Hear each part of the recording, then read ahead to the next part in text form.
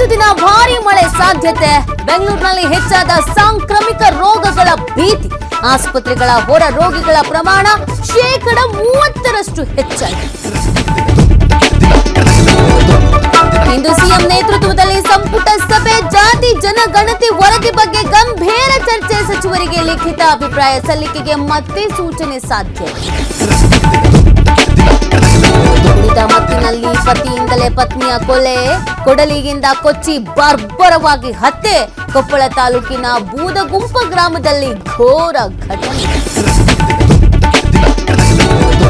ಕೆಲವೇ ಕ್ಷಣಗಳಲ್ಲಿ ಬಿಕಾನೇರ್ ವಾಯುನೆಲೆಗೆ ಮೋದಿ ಭೇಟಿ. ಯೋಧರಿಗೆ ಅಭಿನಂದನೆ ಸಲ್ಲಿಸಲಿರುವಂತಹ ಪ್ರಧಾನಿ. 26,000 ಕೋಟಿ ಮೌಲ್ಯದ ಅಭಿವೃದ್ಧಿ ಯೋಜನೆಗಳಿಗೆ ಚಾಲನೆ. ಇಸ್ರೇಲ್ ದಾಳಿಯಲ್ಲಿ ಹಮಾಸ್ ಮುಖ್ಯಸ್ಥನ ಹತ್ಯೆ. ದಕ್ಷಿಣ ಗಾಜಾ ಆಸ್ಪತ್ರೆ ಮೇಲಿನ ದಾಳಿಯಲ್ಲಿ ಮೊಹಮ್ಮದ್ ಸಲ್ವಾರ್ ಫಿನಿಶ್. ಇಸ್ರೇಲ್ ಪ್ರಧಾನಿಯಿಂದಲೇ ಅಧಿಕೃತ ಘೋಷಣೆ.